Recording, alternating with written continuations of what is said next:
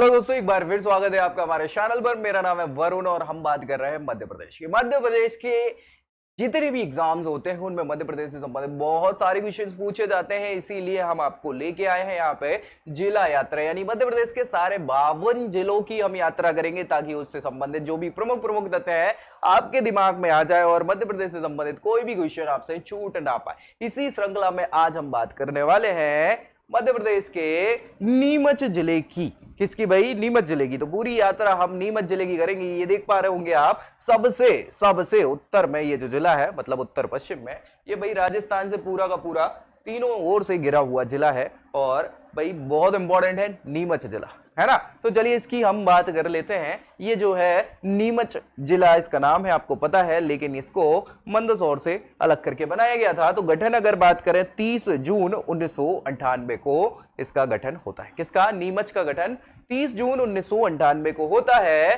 तहसीलों की बात करें तो मनासा, रामपुरा, जावद, सिंगोली, जीरन, नीमच ग्रामीण और नीमच शहरी, ये सभी तहसीलें हैं नीमच जिले की। पड़ोसी जिलों की अगर बात करी जाए तो भैया मंदसौर ही है जो मध्य प्रदेश के जिलों से कनेक्ट होता, मतलब मध्य प्रदेश में इसकी सीमा लगती है नीमच की मंदसौर से, इसके ही अलग करके नीमच बनाया गया था। बाकी पूरी सीमा क्या है? राजस्थान से लगती है, तो राजस्थान के साथ ही तीनों ओर से नीमच घिरा हुआ। जनसंख्या की बात करी जाए तो 2011 की जनगणना के अनुसार 8,26,067, कितनी? 8,26,067 टोटल जनसंख्या नीमच जिले की हुआ करती थी। और साक्षरता दर की बात करी जाए तो 70.8%, जो कि ठीक है, बहुत अच्छी नहीं कह सकते। अपने को 80 से ऊपर चाहिए, तब तो जाके अपना राज्य जो है साक्षरता के मामले में आगे आ पाएगा। तो हर जिले को कम से कम 80% तो होना ही चाहिए, और फिर अच्छे जिले जो डेवलप्ड है वो तो अपने आप ज्यादा हो जाएंगे। तो इससे हमारी जो साक्षरता दर है वो 80% तो कम से कम हो, तब तो मजा आएगा, है ना। चलिए साक्षरता दर के बाद बात करें तो जिला नीमच जो है ये उज्जैन संभाग के अंतर्गत आता है। किसके अंतर्गत आता है? उज्जैन संभाग के अंतर्गत आता है। और उज्जैन संभाग जो है जबलपुर और इंदौर के बाद तीसरा सबसे बड़ा संभाग है, जिसके अंतर्गत 7 जिले आते हैं। और जो जिले का मतलब संभाग का हेडक्वार्टर है वो उज्जैन ही है। बाकी के 7 अलग अलग कौन से जिले हैं वो हम देखेंगे। उससे पहले 30 जून 1998 को मंदसौर से अलग करके नीमच जिला बनाया गया था। ये याद रखना है, कई बार क्वेश्चन पूछ लिया जाता है कि नीमच जिले को किससे अलग करके बनाया गया था। तो भैया मंदसौर जिले से अलग करके नीमच जिला बना था। कब बना था? 30 जून 1998 को। बहुत अच्छी बात है। 7 जिले जो है वो है उज्जैन, देवास, शाजापुर, आगरमालवा, रतलाम, मंदसौर और नीमच। ये सभी के सभी 7 जिले उज्जैन संभाग के अंतर्गत आते हैं। बहुत अच्छी बात है। चलिए आगे हम बात करें इतिहास की।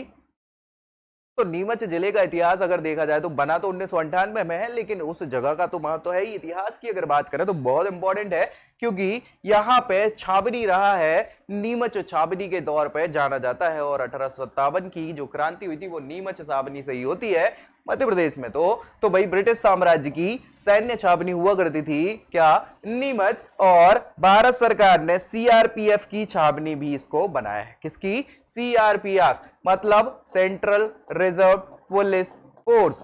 ठीक है, ये पूछ लिया जाता है कई बार, सीआरपीएफ की छावनी मध्य प्रदेश में कहा है, तो भैया नीमच छावनी। बहुत अच्छी बात है। अगर बात करें नीमच क्षेत्र 1968 से पहले, कब? 1968 से पहले उदयपुर, उदयपुर राजस्थान में पड़ता है, याद रखिएगा, उदयपुर राज्य का हिस्सा हुआ करता था। कब? 1968 से पहले तक। उसके बाद महाराजा राणा ने कर्ज की अदायगी में इसको सिंधिया साम्राज्य को दे दिया था।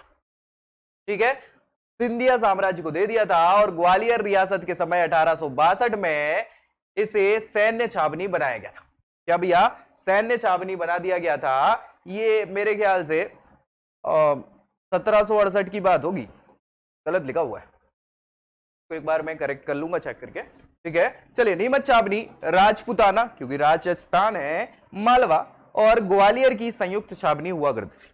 ठीक है, चलिए 1794 और 1844, इसके अलावा 1965 में छोटी अवधि को छोड़ दें तो भैया ग्वालियर रियासत की ब्रिटिश छावनी ही रही है क्या? नीमच। ठीक है, कोई दिक्कत? चलिए आगे बात करें तो नीमच छावनी की 1857 के विद्रोह में प्रमुख भूमिका रही है, इसलिए सीधा क्वेश्चन बन जाता है यहां से। यहीं से विद्रोह ने एक बड़ा रूप लिया था। तो मध्य प्रदेश में जो 1857 का विद्रोह है उसकी शुरुआत कहां से हुई थी? नीमच छावनी से हुई थी, यह याद रखना है आपको। इसके अलावा नीमच में देसी बंगाल के सैनिकों की एक तैयार टुकड़ी ने दिल्ली में विद्रोह किया और मार्च किया था। यूरोपीय अधिकारियों ने यहां किले में शरण ली थी। बाद में मंदसौर के एक विद्रोही बल द्वारा इसे घेर लिया गया था। मालवा के बल से इनको राहत मिली और इन्होंने शहर को बचाया।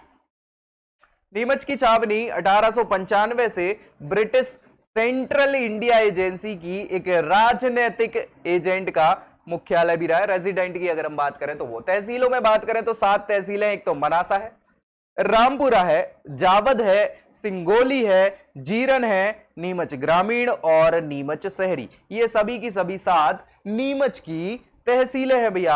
आगे भौगोलिक स्थिति की बात करें तो 4256, कितना? 4256 वर्ग किलोमीटर का क्षेत्रफल है और क्षेत्रफल की दृष्टि से मध्य प्रदेश का 41वें नंबर का जिला हो जाता है।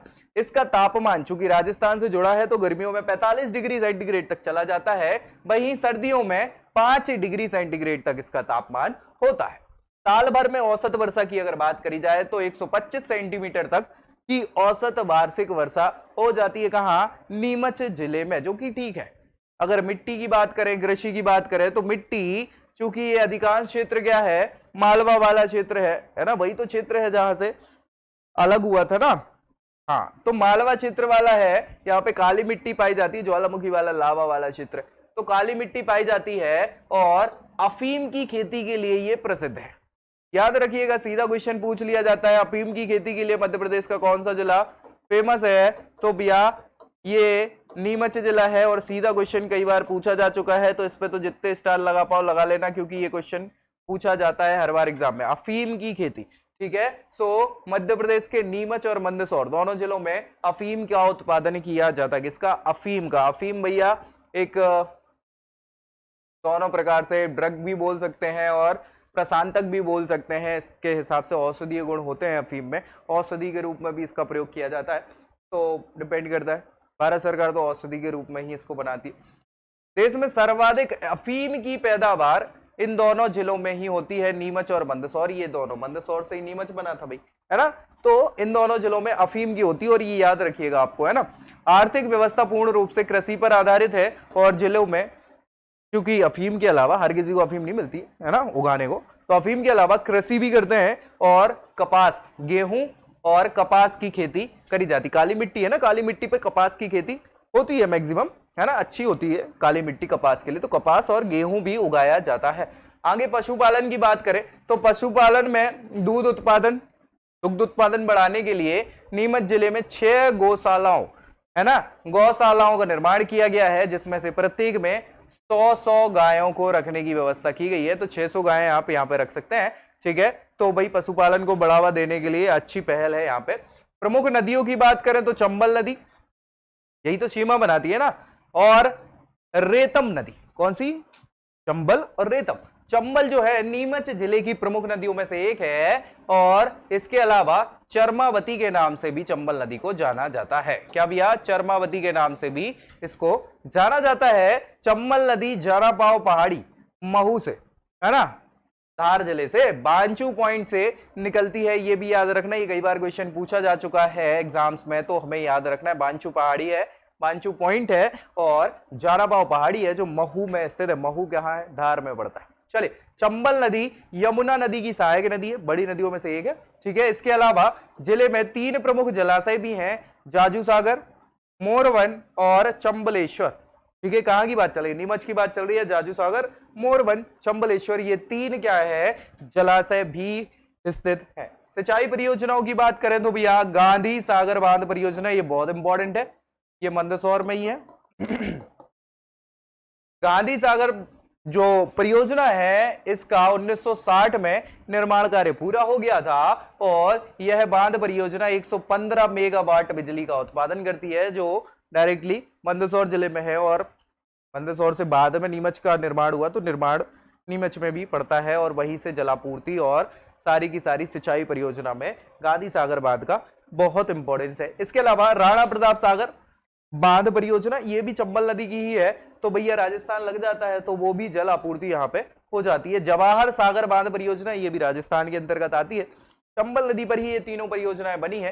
कोटा बैरेज, ये कोटा में ही चंबल नदी पर है, तो ये याद रखिएगा, ये चारों के चारों चंबल की परियोजनाएं हैं, वो बहुत इंपॉर्टेंट है और मध्य प्रदेश की पहली परियोजना है चंबल घाटी परियोजना। चलिए आगे बात करें वन और वन्य जीवों की, तो वन क्षेत्रों में चूंकि राजस्थान के आसपास है, उष्ण कटिबंधीय शुष्क पर्णपाती प्रकार के वन यहाँ पे पाए जाते हैं और 25 से 75 सेंटीमीटर वार्षिक वर्षा वाले क्षेत्रों में ये वन हो जाते हैं। इनमें अगर बात करें तो हर्रा, बबूल, शीशम, कीकर और तेंदु, ये जो वनस्पतियां हैं प्रमुखतया इन वनों में मिल जाती है। और इसके अलावा वन्य जीवों की बात करें तो तेंदुआ, नीलगाय, चिंकारा, चीतल, जल पक्षी, ये सभी वन्य जीव जो हैं इनकी प्रजातियां इन वनों में पाई जाती हैं।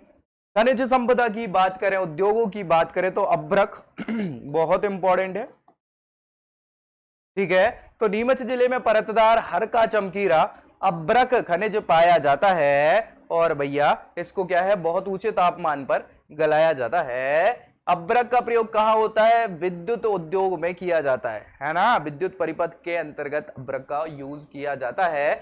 विद्युत का ये कुचालक होता है, ये याद रखिएगा, अभ्रक विद्युत का कुचालक होता है, विद्युत परिपथों में, विद्युत उद्योगों में यूज किया जाता है। उच्च गलनांक होता है, बहुत ही ऊंचे तापमान पर इसको गलाया जाता है। इससे औषधि, टेलीफोन, मोटर, बिजली, लालटेन, इन सभी में चिमनी का निर्माण किया जाता है, ठीक है ना भाई। कोई दिक्कत परेशानी? उद्योगों की बात चल रही है, ये बहुत अच्छी बात है। उद्योगों में और बात करें तो एशिया का सबसे विशाल और भारत का दूसरा अफीम का कारखाना, एशिया का सबसे बड़ा, भारत का दूसरा अफीम का कारखाना। इसके अलावा एल्केलाइड के निर्माण का संयंत्र, ठीक है, एल्केलाइड निर्माण का संयंत्र, ये दोनों पूछे जा चुके क्वेश्चन है, तो आपको बिल्कुल याद रखना है भाई साहब, है ना। एशिया का सबसे बड़ा अफीम कारखाना और एल्केलाइड का निर्माण यहाँ किया जाता है, एल्केलाइड संयंत्र भी यहीं लगा है, ये तो कई बार क्वेश्चन पूछा गया है। इसके अलावा भैया सीमेंट का उत्पादन भी बड़े स्तर पर जिले में किया जाता है। तो भैया बहुत ही उद्योग की बात करें तो अच्छे खासे उद्योग है, अफीम पे भी अच्छा खासा रेवेन्यू जनरेट हो जाता है, दूसरा आपका एल्केलाइड के लिए। इसके अलावा सीमेंट उत्पादन होता है, तो बढ़िया है, नीमच जिले में कोई समस्या है नहीं। जनजातियों की अगर बात करी जाए तो भाई वही है, कोई क्षेत्र है भील जनजाति, जो मध्य प्रदेश की सबसे बड़ी जनजाति है, वो इस क्षेत्र में निवास करती है। इसके अलावा धार, झाबुआ, रतलाम, अलीराजपुर, मंदसौर, नीमच, बड़वानी, खंडवा, गुना, इन जिलों में भी यह भील जनजाति पाई जाती है। मध्य प्रदेश के अलावा यह छत्तीसगढ़, महाराष्ट्र, गुजरात, राजस्थान, इन राज्यों में भी निवास करती है। भील जनजाति बहुत बड़े क्षेत्र में फैली हुई जनजाति है भारत के, ठीक है। चलिए मध्य प्रदेश में जनजाति की बात करें तो भील जनजाति जो है प्रोटो ऑस्ट्रेलाइड मानव जाति के समुदाय, किससे, प्रोटो ऑस्ट्रेलाइड, ये जनजाति है, जाति है मानव की, इससे संबंधित जाति जनजाति है क्या, आपकी भील जनजाति। और ये कई बार पूछ लिया जाता है, इनकी भाषा क्या है, भील जनजाति की भीली भाषा है ना, याद रखिएगा। और भारत का बहादुर धनुष पुरुष, भारत का बहादुर धनुष पुरुष भी इनको कहा जाता है, भील जनजाति के लोगों को याद रखिएगा, धनुष इनके साथ होता है। भील जनजातियों की बहुत सारी उपजातियां भी हैं, जिनमें भीली, भिलाला, बरेला, पटलिया, रतियास, बेगास और उमड़ी, ये सभी की सभी भील जनजाति की उपजातियां हैं। कई बार ये क्वेश्चन पूछ लिया जाता है, सो आपको ये याद रखना है, याद रखिएगा, भील जनजाति की बहुत सारी उपजातियां हैं, भील, भिलाला, बरेला, पटलिया, रतियास, बेगास और उमड़ी, ठीक है भैया। तो ये सभी की सभी उपजातियां हैं भील की। भिलाला, ये इंपॉर्टेंट है, ठीक है ना भाई, भिलाला, तो भिलाला उपजाति खुद को, मतलब इनके जो वंशज हैं वो खुद को महाराणा प्रताप के वंशज बोलते हैं। भिलाला जनजाति के जो भील की उपजाति भिलाला है, सो भिलाला उपजाति के लोग खुद को महाराणा प्रताप के वंशज मानते हैं, ये याद रखिएगा, कि कई बार क्वेश्चन पूछा जा चुका है। इसकी बोलियां और मेलों की बात करें नीमच जिले की, तो भाई बोलियों में तो मालवा क्षेत्र है तो मालवी भाषा का प्रचलन है। राजस्थान लगता है तो राजस्थानी भाषाएं भी आपको मिल जाएंगी मारवाड़ी फील्ड की। इसके अलावा भील जनजाति तो भीली भाषा भी यहाँ पर बोली जाती है। इसके अलावा मालवी भाषा इंदौर, उज्जैन, मंदसौर, देवास, रतलाम, धार इन सभी जिलों में भी बोली जाती है, याद रखिएगा। चलिए आगे बढ़े। इसमें मेला जो भादवा माता मेला लगता है बहुत इंपॉर्टेंट है। नीमच जिले में भादवा माता का बहुत ही प्रसिद्ध मेला हर साल भरता है नवरात्रि के अवसर। कब भैया? नवरात्रि के अवसर पर। तो भैया नवरात्रि में तो भाई बात ही अलग है। यहाँ पे भादवा माता की मूर्ति जो है चांदी के सिंहासन पर विराजमान है। क्या भैया? चांदी के सिंहासन पर विराजमान है और पौराणिक काल से अखंड ज्योति का प्रज्वलन यहाँ पे हो रहा है। याद रखिएगा, अखंड ज्योति का प्रज्वलन यहाँ पे हो रहा है। कब से? पौराणिक काल से। मां भादवा के धाम में लकवा, नेत्रहीनता, कोढ़ ये बहुत ही पुरानी बीमारियां हैं जो ठीक हो जाती है, इसलिए भैया इनका बहुत ज्यादा मान्यता है। किसकी? भादवा माँ की। ठीक है, इनका ही मेला भरता है, सो बहुत इंपॉर्टेंट हो जाता है। इसके अलावा आप देख पा रहे हैं अठाना राजमहल है, ये याद रखिए नीमच में है। इसके अलावा किलेश्वर महादेव का मंदिर है जो बहुत ज्यादा फेमस है पर्यटन की दृष्टि से। गुदिया महादेव का मंदिर है, यहाँ पे आप वाटरफॉल भी है और नवतोरण मंदिर भी यहाँ पर स्थित है नीमच जिले में। और पर्यटनों की बात करें तो जीरन का किला। क्या भैया? जीरन का किला, अठाना राजमहल तो आपने देख ही लिया है, किलेश्वर महादेव भी है, भादवा माता का मंदिर जो कि मेला लगता है, याद रखिएगा। कोड़ी वगैरह, नेत्रहीनता, इन सबसे छुटकारा भी मिलता है रोगों से। जोगनिया माता का मंदिर भी है, आक्टरलोनी इमारत भी है, डीकेन के पास गुदिया महादेव भी है और नवतोरण मंदिर है। ये सभी हमने देखा है अभी जस्ट। इसके अलावा प्रमुख तथ्यों की बात कर लें नीमच जिले की, तो अफीम के उत्पादन के लिए जाना जाता है। ये हमने कई बार डिस्कस कर लिया है और ये याद रखना है, इसीलिए आपको बार बार ये बताया जा रहा है। सीधे क्वेश्चन पूछे जाते हैं। नीमच जिले में एल्कोहल के लिए एल्कलाइड फैक्ट्री इसको कहा जाता है, एल्कोहल बनाने का कारखाना है, तो एल्कोहल एलाइड फैक्ट्री है। इसके अलावा भादवा माता का मंदिर बहुत इंपॉर्टेंट है, सीधा क्वेश्चन पूछा जाता है और भीलों के द्वारा यहां पर पूजा भी करी जाती है। नीमच डिस्ट्रिक्ट की आकृति कैसी है? मानव हृदय के जैसी है। ये आप देख पा रहे होंगे, मानव का हृदय भी ऐसा ही होता है। ठीक है, मध्य प्रदेश में 1857 के विद्रोह की क्रांति भी नीमच छावनी से निकली थी। ये क्वेश्चन भी याद रखिएगा, पूछा जाता है। ये चिंगारी जो भड़की थी ना, वो नीमच छावनी से ही भड़की थी और नदी चंबल नदी जो है वो नीमच जिले से बहती है। झातला गांव, याद रखिएगा, झातला गांव जो बहुत इंपॉर्टेंट है। क्यों? क्योंकि यहां पे पहली 2001 में ग्राम न्यायालय की शुरुआत मध्य प्रदेश के झातला गांव से ही हुई थी। ग्राम न्यायालय की शुरुआत, ये क्वेश्चन भी पूछा जाता है। ग्राम न्यायालय की शुरुआत करने वाला पहला जिला है मध्य प्रदेश का। ठीक है ना। इसके अलावा नीमच में साहबुद्दीन औलिया साहब का उर्स भी बढ़ता है, याद रखिएगा। नीमच जिले में देश भर में सीआरपीएफ की जन्मस्थली भी कहा जाता है और अफीम फैक्ट्री के लिए तो विश्व प्रसिद्ध है ही।